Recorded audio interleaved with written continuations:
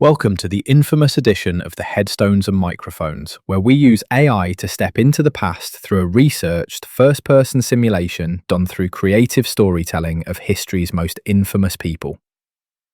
Now, let's meet our guest. Welcome to the podcast. Let's start at the absolute beginning, where the public narrative hasn't yet distorted who you were. When and where were you born, and what was your given name? Thank you for having me, Calvin. I was born on August 15th, 1769, in the town of Ajaccio, on the island of Corsica. My parents named me Napoleone di Bonaparte. It was only later, when I moved to France and pursued my career, that we adopted the French spelling you know today, Napoleon Bonaparte. What was your hometown and home life like as a child? Corsica was a rugged, mountainous, and beautiful place, but it was deeply divided. We were living in a period of intense political change. The island had been ceded to France just before I was born. My family lived in a lavish house by Corsican standards, and I was the second of 8 surviving children. My father, Carlo, was a lawyer who initially supported the Corsican resistance, though he later aligned with the French to secure our future. My mother, Letizia, was a deeply religious and strict woman. She attended Mass daily and kept us in line, sometimes with a slap to the face if we skipped high Mass. But she and my father were also considerate. They gave my brother Joseph and me our own undecorated room where we could wrestle and draw on the walls to our heart's content. Was there a story behind your name, or a nickname that stuck with you? My mother named me Napoleone after an Egyptian religious figure. Within my family, I was affectionately called Nabulio, a Corsican variation of my name. Later in life, my own soldiers would fondly call me Le Petit Caporal, the little corporal, because of my average height and the way I commanded respect. Of course, my political enemies preferred to paint a darker picture, calling me the Corsican Ogre. What were you like as a child, and how many years of schooling did you actually attend? I started school when I was 5, at a convent run by nuns, where I enjoyed a relaxed routine and afternoon strolls. However, by the age of 9, my family's resources were tight, and I was sent to France for a more formal and comprehensive education. I spent nearly 6 years at the military school in Brienne. It was tough. I was a subsidized student surrounded by some of Europe's richest children, and my French wasn't very good at first. I was the only Corsican there. I then spent a year at the École Militaire in Paris, narrowing my studies to artillery. I absolutely loved mathematics, which was perfect for calculating angles of trajectory, weight of shot, and powder distance. I was commissioned as an officer in 1785, meaning I had about 11 years of formal schooling. Was there a specific moment when you realized you were fundamentally different from everyone else? It wasn't a single psychological assessment, but rather my time at Brienne. Being an outsider who spoke with a heavy accent forced me to rely entirely on my own intellect and independence. While the other boys played, I isolated myself with books, history, and tactics, realizing early on that my drive and focus were on an entirely different level than my peers. What's a decision that changed everything for you, but felt small at the time?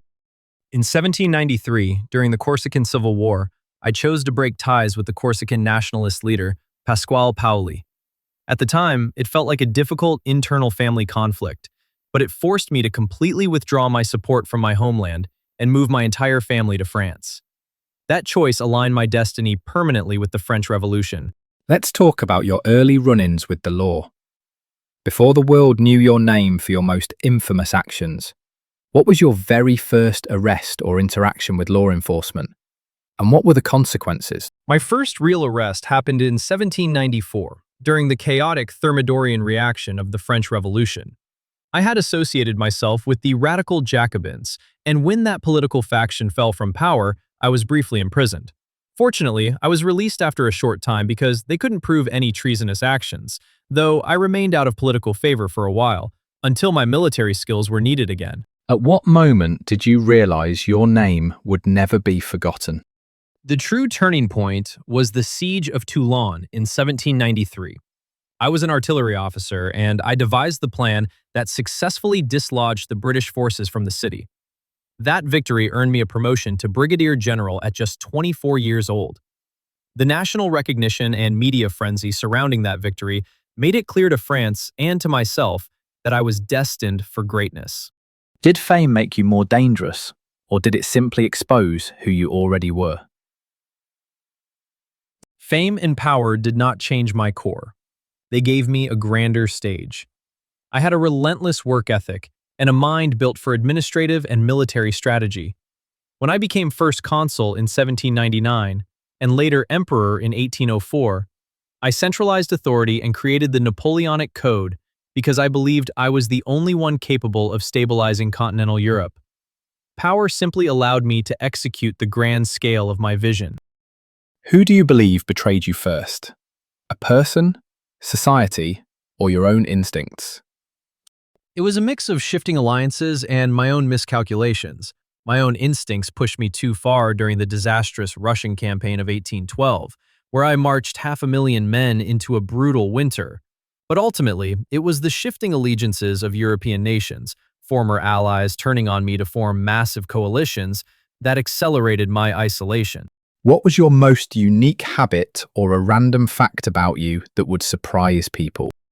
People are often surprised to learn that during my invasion of Egypt in 1798, I went to great lengths to respect and align myself with the local culture to gain their support. My staff even circulated transcripts of my conversations with religious leaders where I praised their faith. I knew that conquering a people required understanding their minds, not just defeating their armies.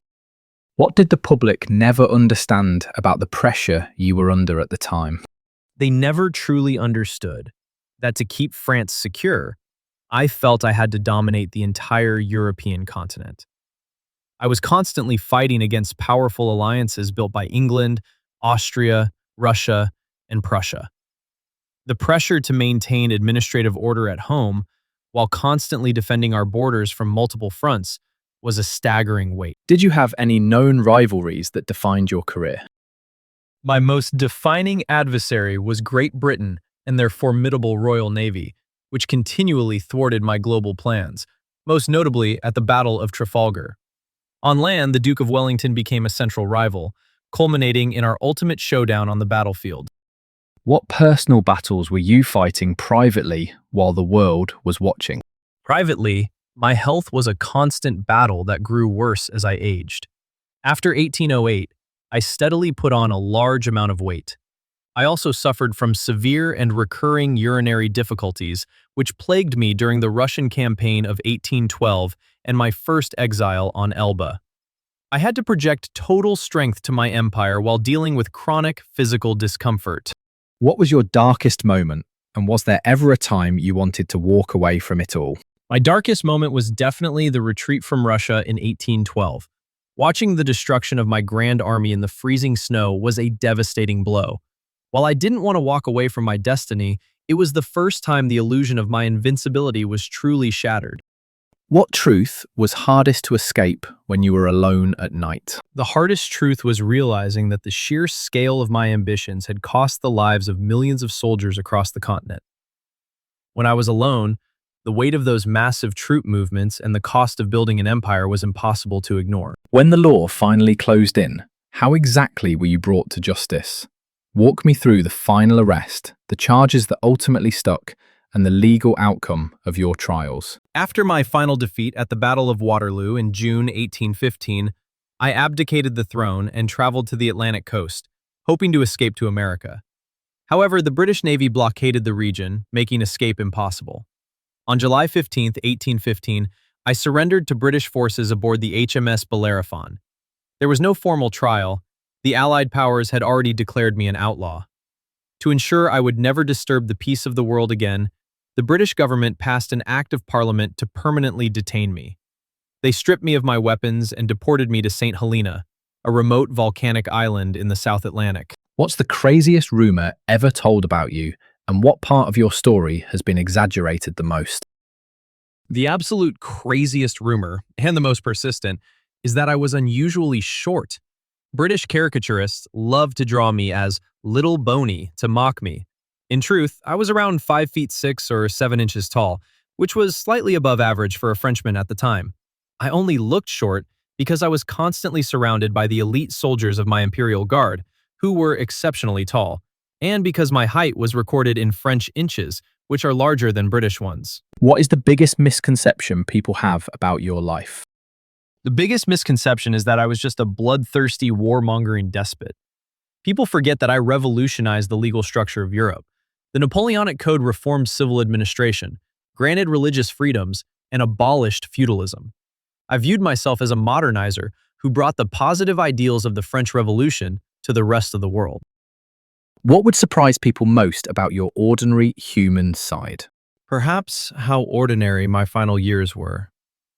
While exiled on St. Helena, my life became entirely mundane and inactive. I lived in a damp house, spent my time reading, and dictated my memoirs to my companions. I was just a captive man, sitting bundled up near a fireplace because I constantly felt cold. When, where, and how did you pass away? I passed away on May 5th, 1821, at Longwood House on the island of St. Helena. I was 51 years old.